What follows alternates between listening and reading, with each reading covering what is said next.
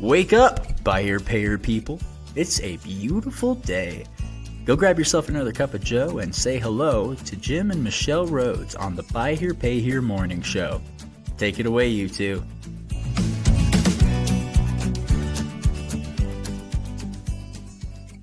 Oh, good morning, everyone. Happy Wednesday, friends. Wednesday. Thanks for tuning in. Mm-hmm. Happy to provide a couple of quick updates. We got got a couple of the V8 meetings done for this, right? Mm-hmm. And we got those earlier in the month, and now we have two more. We consolidated into 4 meetings this month because of the number of our members who are attending the BHPH United thing, which starts next week. Yeah. So got that happening, and then we'll continue to provide updates as we get closer. Also, I want to make a note that May 5th is the date that I show that Brent Carmichael will be presenting Collect the Cash, Not the Car in Texas. I don't remember the exact venue, but and it's the second. Yeah, it's Friday the 2nd that he appears with us on the podcast. Oh, we haven't changed that. I got some of it changed. So May 2nd, he's coming. We had to reschedule. He had some stuff come up at the last minute that precluded him from coming. And we've enjoyed a fun little exchange about cannot do that again. Yeah, we'll let Brent tell you that story when he comes to see us on the 2nd. So we look forward to having him come. Obviously, the conference is coming up. He's busy doing NIAD 20 groups, and of course they're fast approaching the conference. At different, like the cash, not the car. Yeah. Still doing that outside of 20 groups. That's an in-person seminar style thing. Just, so busy. Always. Yeah. So always.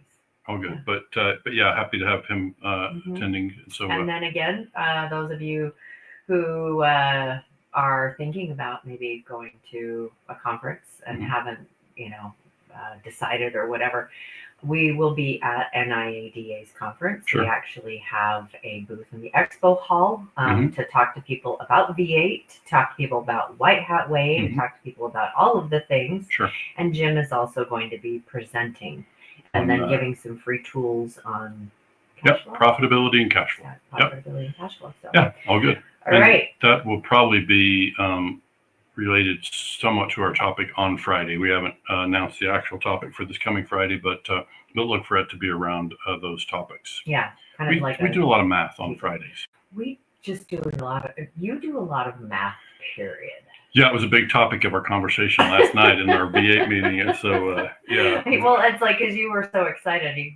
Jim comes out I'm putting some numbers together differently, and I think this could be really, really impactful. Yeah, so he did. Yeah. So I don't know how much of that I'll bring on Friday, but I'm prepared some new sort of analysis that compares member over member, and it really starts to shed light on a couple of things. The difference in the business models, like especially the tail of the collections on 24 months versus 36 month kind of thing. So there's some really interesting things that develop out of that number, and it's good because it helps accentuate the difference between the dealer's numbers, and so it lets us begin to better evaluate what is the difference. Why do these numbers look so much different for some than others? And so it's been helpful. I was the other day listening to some recordings from one of the V8 meetings, and I'm just I enjoy listening to these guys talk. Oh yeah. And the conversations, the topic comes up, and it's just what do you think? What do you think? What do you think? What do you think? What do you think? And it's fantastic. Yeah, no, it's good stuff. Absolutely. We had a really great meeting last night. All right. Last week we talked about an F word. Failure. And how that's a dirty word in buy or pay here. And Jim was like, we got another F word. So, yeah. So last week's topic was around failure. In particular, that conversation was more around dealers dealing with failure of their business. If they've been through a failure, or if they're on the brink of kind of a lot of financial pressure and possible failure, then we talked about that. And obviously part of what's wrapped up in all that is fear of, right? Yeah. It's and the I stigma just want to aspect. say we had people reaching out to us afterwards and just thank you. Right. So, that there's, if you didn't get a chance to watch, go back. It was last Wednesday, and take a couple of minutes and listen to some of the things there, because it's just part of it was, it's like there is no shame in things not working. Right. Yeah. And listen, it's worth saying that as we step into this conversation around fear and drop another F-bomb, I guess, that I think it's important to recognize that we just have to speak about the thing, which is most of the dealers that we know in the buy here, pay here segment, it's still an industry that is predominantly men who are dealer principals, right? Sure. And men are conditioned to not show fear, right? And so or speak about being afraid of or fearful of anything. They're the ones that are supposed to be the protectors, for crying out loud. I mean, culturally, that's like, I have to be strong and tough and all of that. Yeah. And so I think sometimes that feeds some of what we're going to talk about here, because in order for us to really address any fears, we first have to be able to acknowledge them, right? We have to be able to say that there is some fear here. And I think it's there. It's always been there.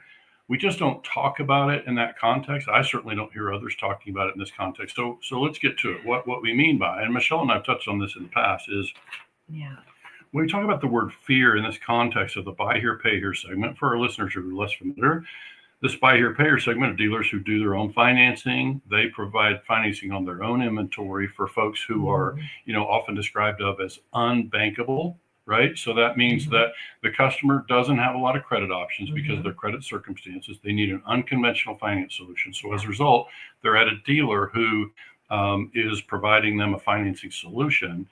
And there's just a lot of fear on both sides. So we'll go through that in some detail, but go ahead. Yeah, Amanda piped in. Hi, Amanda. Yeah. It's good to see you. Bunch of strong and silent types in our industry. Yeah. Which is very, very true.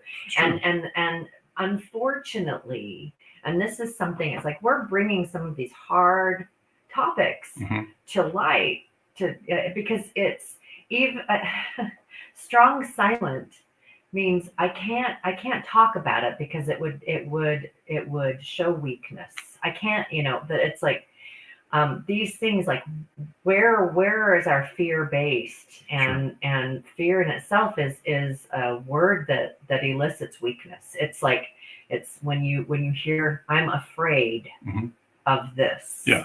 And to be clear, our fear that we're talking about this morning is not any fear of the dark or fear of whatever. It's of that nature. I do believe in the boogeyman, but I'm just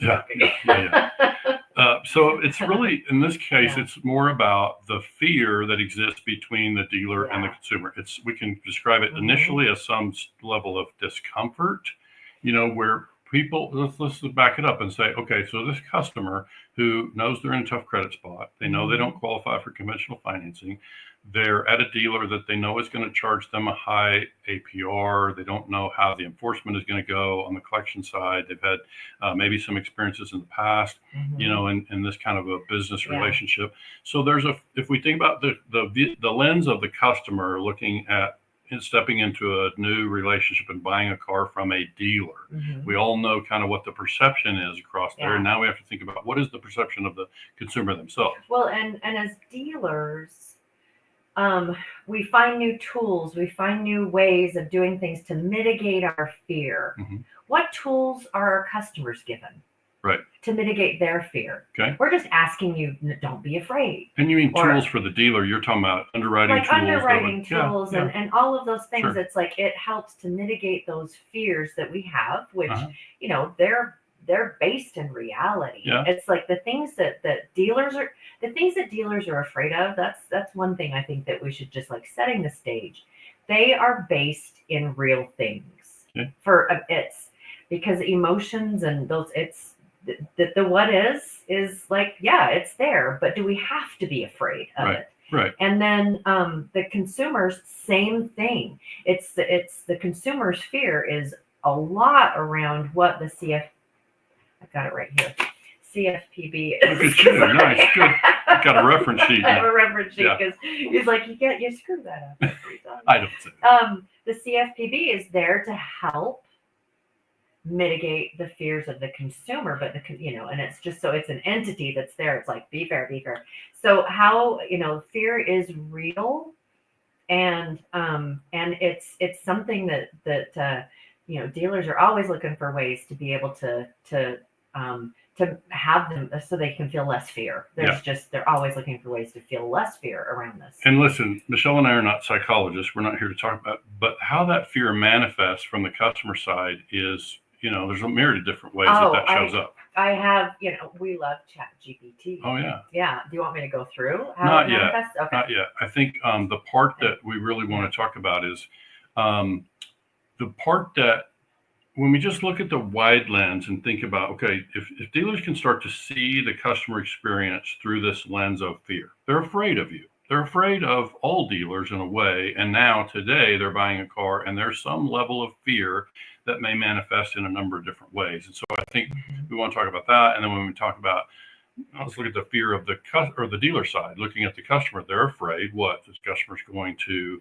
not make the payments and end up in default, that they're going to hide the car, damage the car, not change the oil. I mean, you go on and on and on, all of the reasons that a dealer is afraid to step into a business relationship with the customer. So they've got all these ways that they try to make a judgment and make a determination, should I do business with this customer? But the main premise that I'm trying to get to is that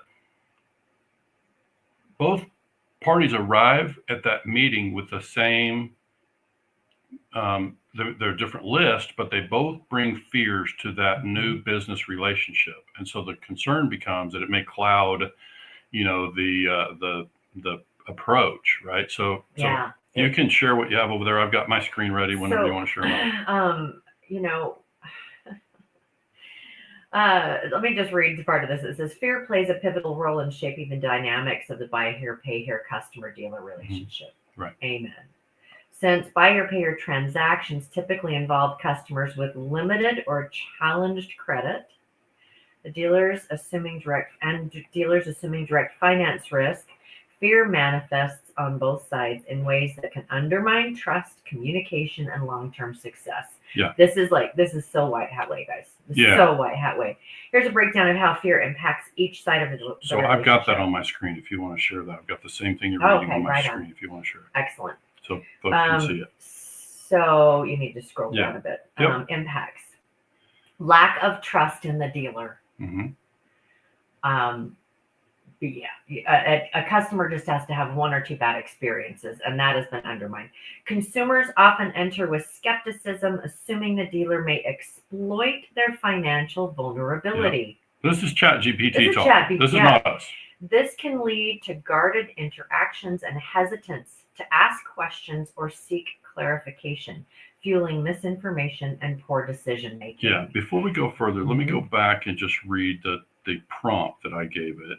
Keep in mind, this is an ongoing thread that as we stepped into this topic. So the question I asked is, please list the ways that fear has an impact on the relationship between the BHPH consumer and the dealers who provide the subprime auto finance. Yeah, and let's just keep in mind as well is that this is our ChatGPT thread.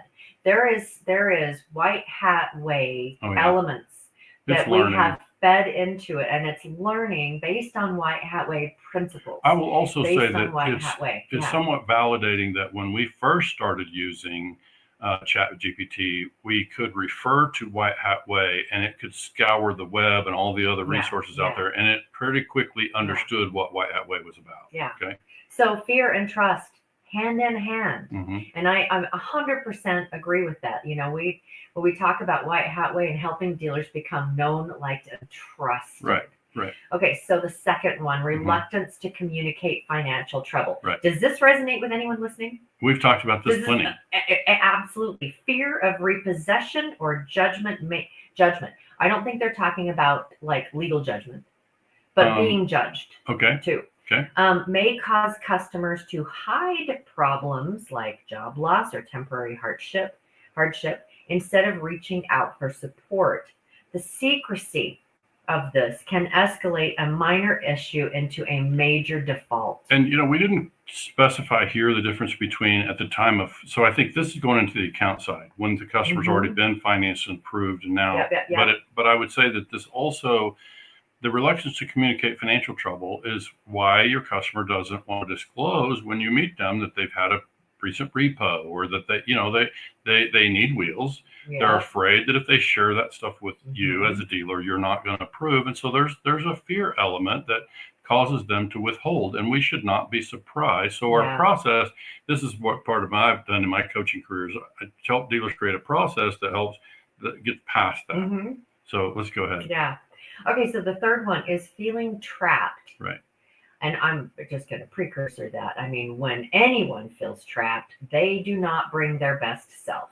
Yeah. It's typically, that's just what happens. Customers may feel they have no other option due to credit barriers. Mm-hmm. And I'm sidebar. How many dealers go into a relationship with a consumer feeling like you got no other choice? Oh yeah. You got to do it my way because you got no other choice. So that's a fulfilling. Yeah. Right, that is fulfilled. It is a correct assumption. Mm-hmm. They feel trapped because they have no other options due to credit barriers, leading to resentment or anxiety over their dependence on the dealer, which hinders relationship building. Yeah, there's a layer of resentment in there. Mm-hmm. So again, these are words that ChatGPT found based on, you saw the short description that I asked for, and ChatGPT knows a lot about our industry. Oh, gosh. It knows a lot about this consumer-dealer relationship. Yeah.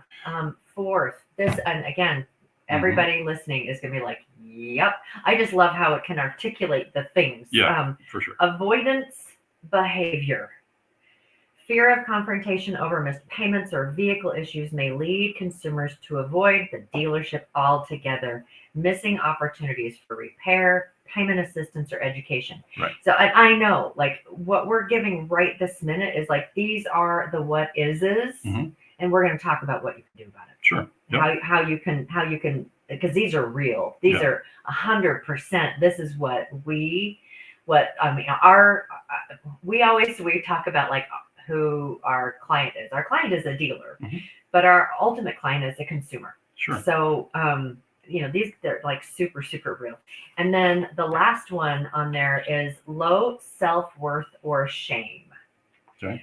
And it's customers may internalize the subprime label, leading to low engagement, lack of advocacy for their needs, and to believe that they deserve poor treatment, discouraging progress and trust. Wow, there are a lot of people out there that I know it's like they deserve it. It's just like, you've said there are consumers that you dealt with when you had your dealership. It's like, this is what I deserve. This is what I'm going to get. I'm just going to flow with. Yeah, I don't know that when I think about that, when I've talked about that in the past, I wouldn't say that that's what the customer felt like they deserved, but that they just sort of had to resign themselves. They were kind of happy-go-lucky for the most part, and just going through life, like we all do, going through their paces, and it wasn't. Repairing their credit was not something I saw as a driving motivation for them. In other words, they were kind of resigned to the idea that was their lot in life, is kind of the way I've described it before. And so that can be true. I think as far as what they deserve and how they kind of internalize that is a different thing. I just would just remind everybody, I think it's so fascinating that this is the language that ChatGPT chose, that it goes in and identifies these traits and kind of behaviors. And they nailed it. Well, it is. And it's, I think they articulate it in a way that helps Michelle and me these are things that we talk about often, but we're leaning on ChatGPT more recently because sometimes it picks up a thing that we haven't thought about in some time, but also it articulates with better phrasing sometimes the thing that we're working all the time to articulate. And so this is why we really appreciate what. So should we go into what fears buy your pay your dealers have? Sure. So, we've talked about, these are all the fears of the consumer. Well, so, there are fears that dealers have that are, it's like, I get it. I totally get it. You want me to start? Go ahead. Assuming the worst of customers. Dealers may generalize negative past experience, approaching every customer with suspicion. This creates cold, transactional relationships rather than partnership-based ones. Yeah, that's so interesting to me. It's like, we talk about this sometimes in other contexts, but it's like, that's us. Let me be a dealer for a minute. I'm a dealer or an underwriter or both. And so I come into this new relationship today, so I'm just meeting for the first time, and I bring yesterday's experiences, good and bad, into this relationship, and it causes me to have a jaded view potentially of the customer that I'm meeting today. And as a result, I react in my underwriting. I'm very defensive and protective. I hear dealers talk about it regularly, the things that they're doing to guard against certain things. Not that that's not appropriate measures. They are taking risk and they have to manage that risk, right? And it can become transactional rather than partnership based. Like if we could think about approaching that customer in a way that we lean in and look at, could this customer be successful on our program, right? If we were to, and we can see that they've struggled and failed in the past. I see dealers put up hard lines around, if they've got this in their past, it's a hard no, right? And this and this and that. So I think what I would draw from this is when we can open our eyes to the idea that maybe we don't need to look for the worst. We need to look for both. And we need to find out, could this customer be successful if given the right framework, the right tools, and the right program and structure, could they be successful? Yeah. Okay. Yeah. Yep. Okay. 2, over-reliance on control tools. Interesting. I was like, oh man, this fear of default may push dealers to aggressively use GPS tracking, kill switches, or quick repossession, which can be interpreted as punitive rather than supportive. Wow, so good. And this is something that Jim and I have talked about, because we are fans of GPS. Of course. It's like this is a pretty expensive asset that's out, that's out on the road.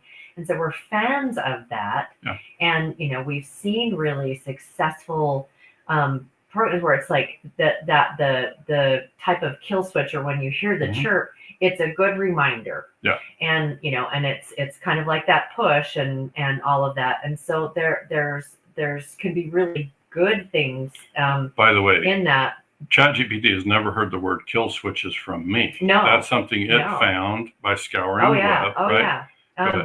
But just the control tools, and I see not just that, but it's like some of the underwriting tools are programmed to be so narrow, right?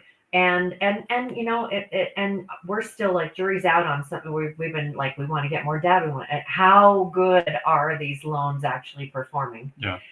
But there's lots of different control tools that we use, like an underwriting control tools or actual vehicle control tools. Yeah. So let me try to speak to something on this before we move forward. Is this idea that if I were looking through the lens of the CFPB, or I'm over here as a spokesperson for White Hat Way and looking at this particular set of problems about being punitive rather than supportive.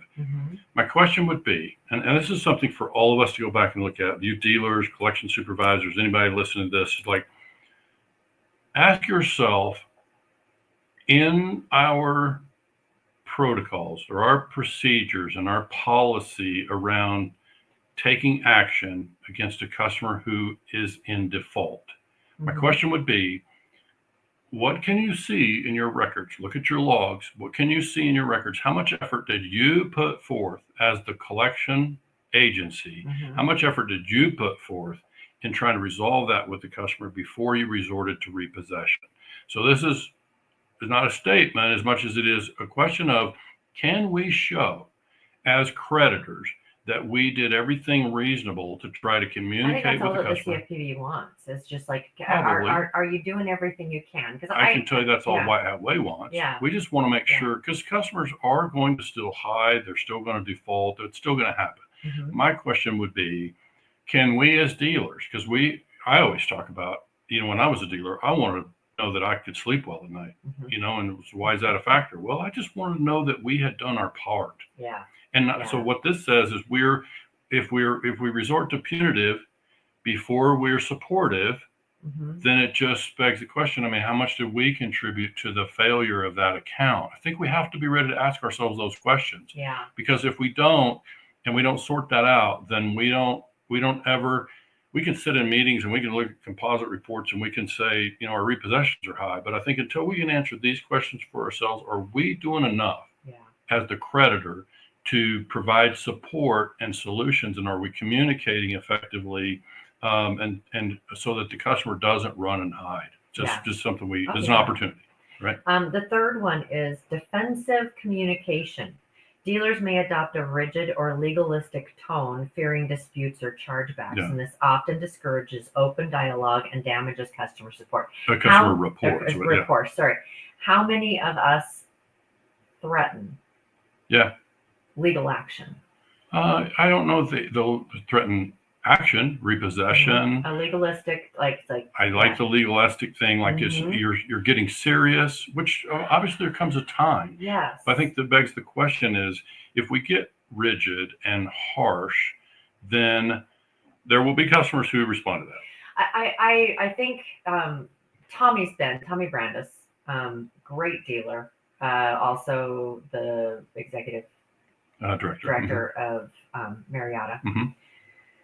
One of the things that as we've talked about this before in conversation, he's like, the approach is, please don't make me repo you. Yeah. It's like we can work this thing together, and I don't want to repo. I don't want to repo. So please don't put me in a corner where I don't have a choice but to do that. That's good. And so there's a difference in, I will repo you if you don't pay this.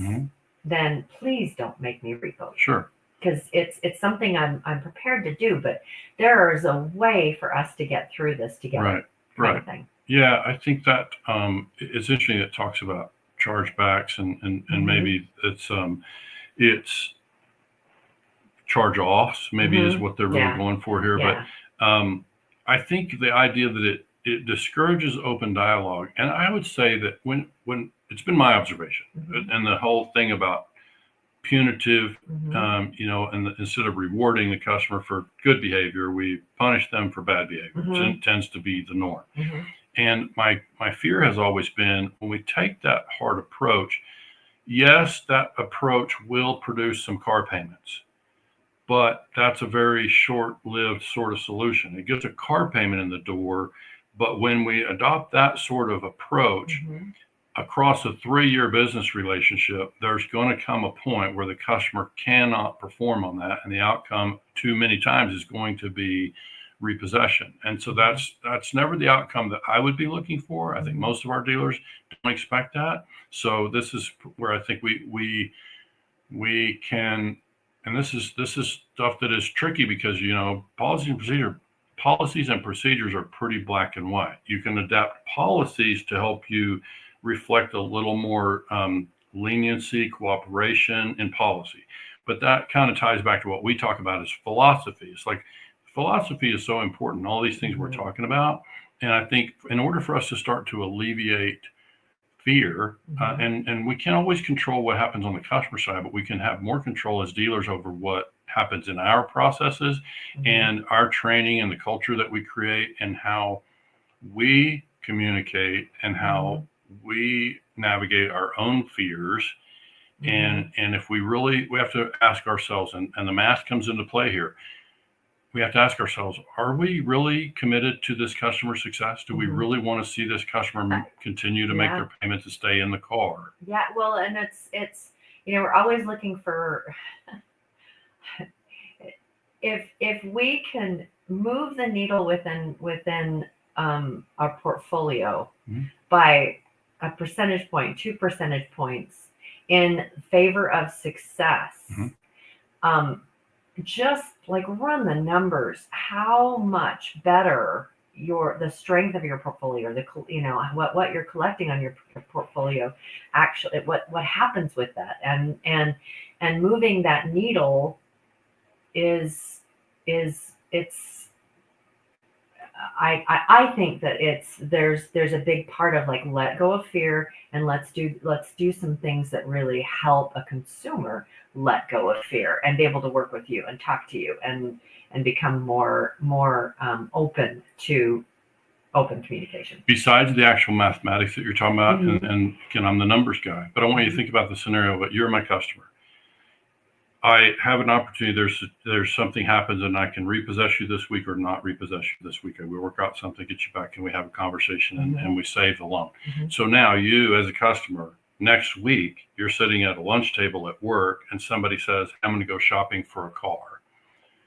So I'm just saying the actual impact is felt in a way that's not measurable, in terms of what is the value of having happy customers still in my portfolio versus a repo customer. And I would say, I've noticed this across my career, is like the smaller the market that we're in, the more amplified this thing we're talking about here becomes, is how many customers failed on their account, ended up in repossession. And do you think they're telling a story that it was their fault, that they did something to end up in repossession? It's like, that's something that there's impact to this. And I think our ability to save this is largely around this thing about communication. Can we communicate more openly? So go ahead. Number 4 is reduced willingness to offer flexibility. And for the most part, I see dealers trying really hard to be flexible, but dealers afraid of being taken advantage of, or may avoid offering grace periods or personalized solutions. They miss the chance to retain good customers through difficult times. Yeah. And a lot of our listeners, a lot of the dealers that we work with, that's like they're willing to be flexible, or try being flexible to see how things might improve. A lot are. We hear from dealers, mostly in social media, not necessarily the people we work with, that are they have a very hard line. They're not very flexible in these kind of things. And I would just add that, the approach that I have always adopted and taught in our training is, in collections, an approach that is about a bend without breaking approach. Bend, cooperation, and flexibility. Sometimes what happens is dealers have a limit how flexible they can be because of their borrowing-based limitations and covenants and all of that. When they're with a lender and they have a line of credit, there can be some additional pressures there. The last one, which is just like, I see this happen, and sometimes there's a rallying that happens frequently too, that can happen, but burnout and emotional fatigue. Constant exposure to financial risk and high customer turnover due to fear-driven practices can lead to disengagement. Disengagement, cynicism, and short-term thinking within the dealership. And I see, it's like I pay attention to the Buyer Payer Success page, and frequently there's a dealer that's coming out. It's like, I am exhausted. And and frustrated about the business. I mean, being a business owner, period, there are points of exhaustion. I think that we can help mitigate some of those things of the exhaustion that comes from fear-based practices. And then it concludes with the vicious cycle of fear. And this is just really a great way to wrap up, because we've talked about yes. Fear on either side can reinforce the other. A fearful dealer may act in ways that confirm a customer's worst expectations, and a fearful customer may behave in a way that validates a dealer's caution. This mutual distrust erodes the potential for loyalty, growth, and long-term value. And so, because this is White Hat Way, the White Hat Way mission is to break this cycle by replacing fear with transparency, empathy, and shared responsibility. Would you like a version? Well, it says that. Would you like a version of this impact analysis formatted for training materials and slides? But that's not what we were talking about. But it's there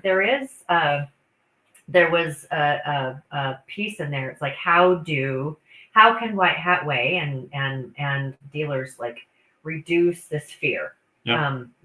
So I want to come back. Actually, you moved kind of quickly through this last one. I just want to read it one more time. This one, because I think most dealers that I know don't speak about this, and I think we can. That means we're burying it. It's not that. So I'm going to read it again.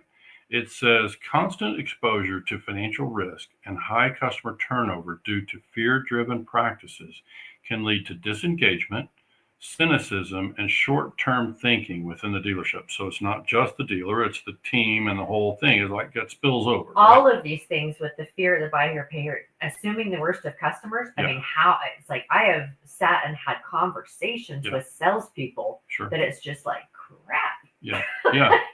And Wow. Well, it just shapes attitudes, but I would say that, Mhm. it's to deny and to say, Mhm. well, I'm not emotional, so I don't know what you're talking about with this emotional fatigue. It's like, well, I was under the impression we were human beings out there as car Yeah. dealers. And so I'm just saying it's a real thing. If the more we can recognize that and take ownership of it and start to identify what are the things that are contributing to that, because you're talking about something more than stress, right? There's financial stress and pressures of running a business. And then ours has something of an emotional toll to it. And so I would say that's part of what I would say is the reason I wanted to really, emphasize that particular point is like, I just think in order for us to really move the needle in this industry, and we will, right? Yeah. And the way that we will is to talk about those things, get them on the table. And one thing I can share, and of course, our certification course is still, I think for the remainder of this year, you can expect it will be invitation and nomination only for the remainder of this year. But if you're interested, reach out. Yeah, by all means, we'd love to talk to you about it. But it's like we want people to know what's happening there. It's just that it's not, don't look for a registration link for the certification course yet, because we're just doing invitation only this year. But one of the things that we tell our class, we just had our first one in February, is you can expect it. We're not going to be talking about cost of cars. We're not in this course for this, 6 hours of coursework. We'll be talking about the intangibles, right? And so a lot of these things that are, not measured in the balance sheet, they're not going to show up on your 20 group composite. This is stuff that is more, kind of soft edges. And we recognize that those things have a real impact on our sustainability in business. And so this is part of why I think it's important for us to recognize those things. So I know you asked a second question, so we're getting, because I think it's important that we go through some of these solutions. Okay, sure. And you want to find that on the screen? Well, too? I mean, I've got the one that it talked more about White Hat Way, but these are things. I mean, for crying out loud, you don't have to have White Hat Way in order to have a good relationship with your consumer. Of course. And so, it's just, we're just creating training and tools to help these things to happen. But there's plenty of dealers out there that we see that actually, so I'm going to start with what dealers can do. And, well, no, I'm not going to start. Yeah, no. Yes. Because I think some of this just goes both ways. The first thing is transparent communication. Transparency. And we can't, it's like in any relationship we have, that when we approach a relationship with you change first. Yeah. That it will never change. And I can speak to this from very personal experience on interpersonal, personal relationships, where it's just like, this person will never change. And I can have that kind of attitude, and then I can see all of the reasons why I'm right. Right. And until we're willing to be the first one to move, that actually starts to break down barriers. And so it's like clearly explaining the deals of the terms of the deal. That's one way with, and we tell dealers all the time, when you go through a closing of a loan, there is a lot of freaking stuff that's being thrown at someone, and also thrown at someone who more often than not does not have an education or an understanding around financial literacy. They just don't. And, I've interviewed enough consumers to understand it's like it's they're honestly living paycheck to paycheck because they don't understand, and they see $300 in their account and don't realize that this bill has not come out yet. And looking at it from a different paradigm. So, really helping explain the terms of the deal, and then re-explaining the terms of the deal after the deal is closed. And so we've talked about create some kind of program within your dealership where the terms, the things, the tools, the stuff that can help a consumer be successful is reiterated and hopefully in a playful way, in a fun way that the consumer's like, oh yeah, that's right. And it will help it stay front of mind. These are the programs. This is what this is what we're willing to do. Just, we are asking just you, but being really super transparent about it. So, using plain jargon-free language. Contracts are not in plain English. Right. And so and nobody's going to read every line of the contract. Yeah, exactly. Right? But it's important that they understand that. The key terms. Radical honesty and clarity is what gives customers confidence. Right. It's just like radical honesty and clarity in a kind way. The next one is like truly being committed to the success of your consumer. Right. And that is like having proactive communication with your customers. Sure. We tend to get ourselves in this trap that no news is good news. That is not true, because you can have those that really, really need your help. And we all know everyone hits roadblocks. They hit hard things that happen to them. That the no news is good news is they don't have a relationship with you to be able to say, hey guys, it's hard to be communicative and transparent with someone you don't know. Yeah.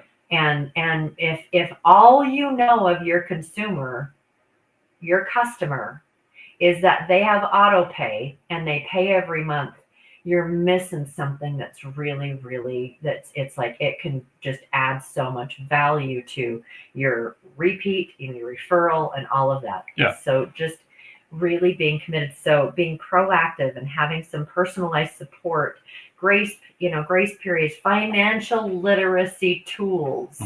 How can we, as we're reaching out to them, help teach them little things, and not waiting to teach them little things when they're in a world of hurt and trouble and they're already feeling shame and they're already feeling, they're pulling back, because very few of our customers lean in, they lean out. Right. And so having these kind of tools. What did you? Yeah, no, Michelle was describing some of the things that our White Hat certified dealers will see become part of the sort of the White Hat program in terms of our ability to help dealers solve these problems that are, when we can create tools and solutions and sort of a means that'll allow us to help dealers before the sale, somewhat during the sale, and certainly after the sale, because what in sales, when I worked in new car sales, they talked about follow up. The customer bought the car and we follow up, right? Or follow up on people who didn't buy, right? Yeah. But I prefer the word follow through in this context. So that's this idea that after the customer buys, that's a fire hose situation on the day they bought the car. And yes, they signed the papers because they were in a tough spot and they were in a hurry and whatever. And so they did the thing. But now I think the other thing that we should recognize and that we have a chance to do with White Hat Way is to help dealers drive home the message, because if they're genuine in their support of the customer and they genuinely have an interest in the success of the customer, then that sounds like a used car salesman on the day the customer's buying the car. Sign here, don't worry, we're going to support you. So I think the follow through element that White Hat Way can help dealers to create is where we continue to communicate with the customer so that they can see that our statements of commitment to support and a commitment to success is still there. We're still saying it after they already own the car.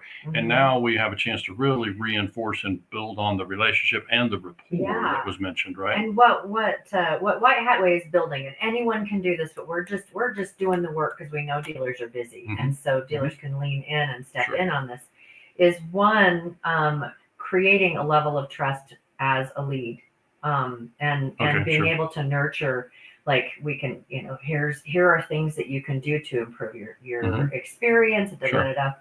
Another thing is that we personally sign a White Hat pledge or White Hat Way pledge to anyone that we're signing a contract. Right. And it's like, these are principles that and it's not a legal binding document, but it's just like, this is our statement, our pledge of what we will bring to this. Yeah, it's a commitment to uphold certain principles. And so White Hat Way dealers have this pledge that they sign with their consumers or with their customers. And what we encourage them to do, because there's a lot of paperwork, is that they send it again after. This is kind of part of the follow up. And you know, when you salespeople, it's like follow up, follow through. Got any problems? Okay, well, it was great seeing you. And if you've got any referrals, let us know. I mean, that's still selling. They're still selling. And this is like, when you send this document again, it's like, and then continue in a communicative way with them on a cadence. They don't have to do anything to get you. You've got their cell phone number. You've got their email address of like, we're gonna talk a little bit about transparency, or we're gonna talk a little bit about this. And it's just like, we are still here. And so, and just reinforcing and re-educating, reinforcing and re-educating, reinforcing and re-educating. And yeah, that's, to me, is like, that's a super important thing. I remember growing up. I don't remember. Right. Yeah. Okay. Like, I grew up in a religious household, and you were encouraged to read your scriptures, the Bible, every year. And, you know, and it's kind of like Old Testament and then New Testament, because that's an awful lot of reading. And it's like, depending on what your circumstances are, it speaks to you differently. And something like the White Hat Way pledge, based on what your circumstances are, if you continually, you know, present that to your consumer, it will, when the time is right, speak to them in a way that's like, oh, I can do this. Right. So it's just super, super important. Like, you know, continue to reach out to them and develop a relationship. No news is not good news in this business.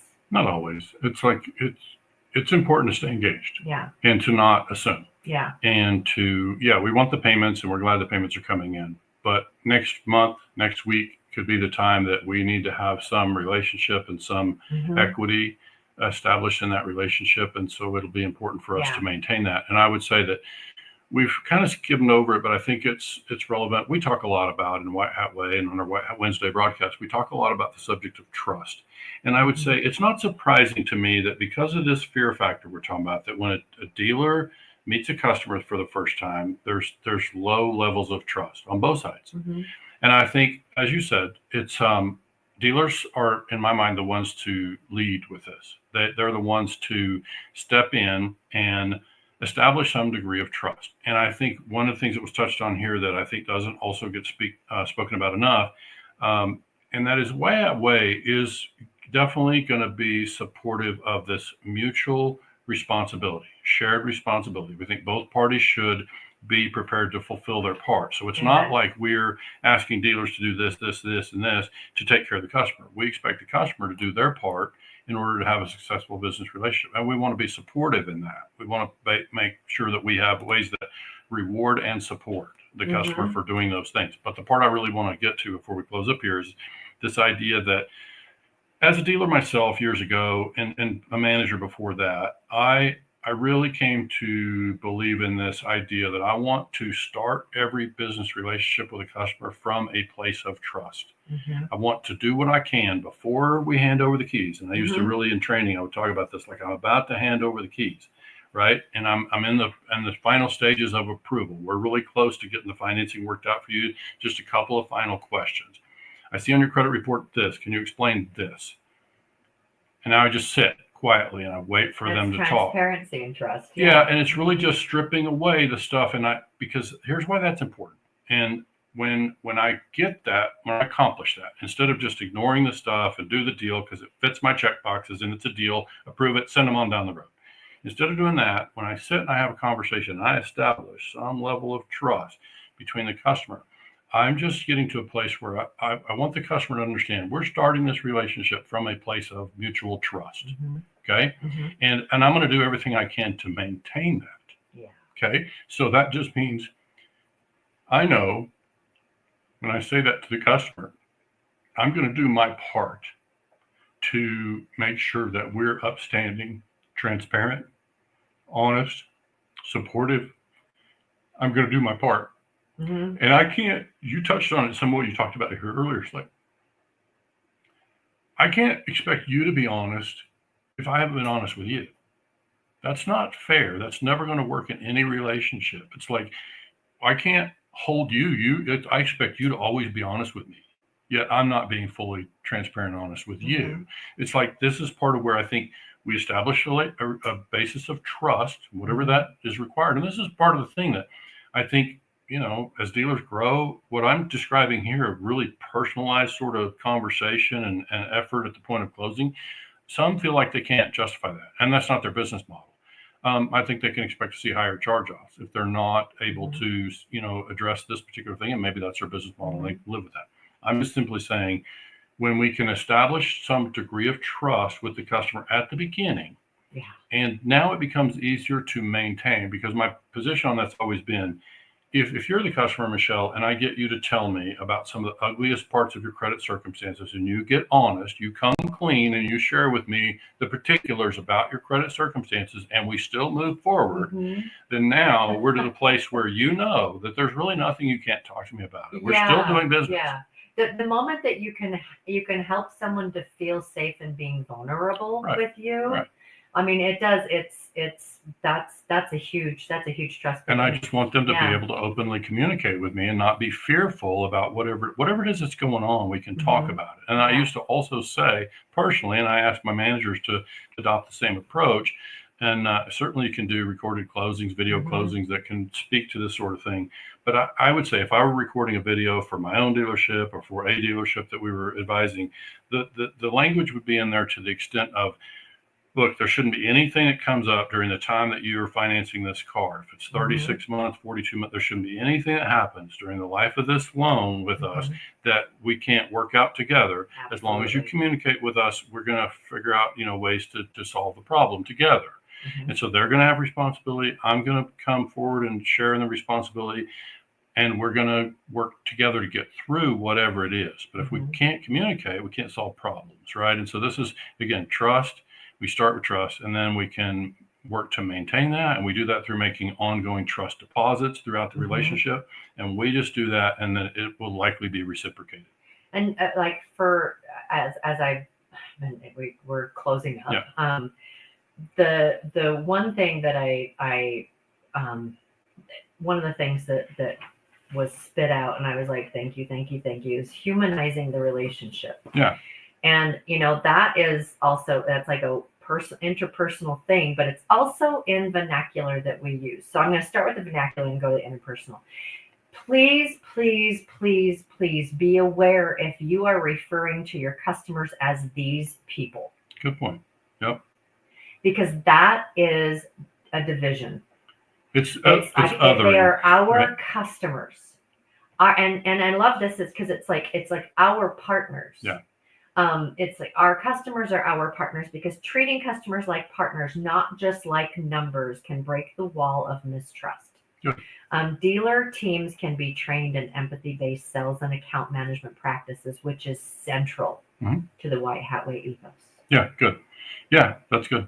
It's probably a good place to wrap up. I think that's we'll be more successful in the buy here, pay here business when we can treat our customers like the human beings and show. Someone treats me like a person instead of just a number. Well, we all have to deal with businesses, and it's so frustrating when it's just there's not any level of empathy or whatever to what it is that I'm experiencing. It creates separation. It really, really does. And again, and this is something that is just every time I hear this, these people, it's just like it's like fingernails down a chalkboard for me. Yeah, so, right. you know, start to be aware of Yeah. what kind of language you use and Yeah. what kind of language your team uses. Good point. Because you're in the same boat together, Right. and you're not in separate boats. Right. You're in the same boat together. So these are our partners. Good. Good. All right, everybody, thanks so much for joining. We know you've got a lot to do, and we appreciate your support of the morning show and the White Hat Wednesday. So be with us on Friday again, 9 a.m. Mountain. Yeah, there you go. We'll talk to y'all later. Yeah. Thanks so much.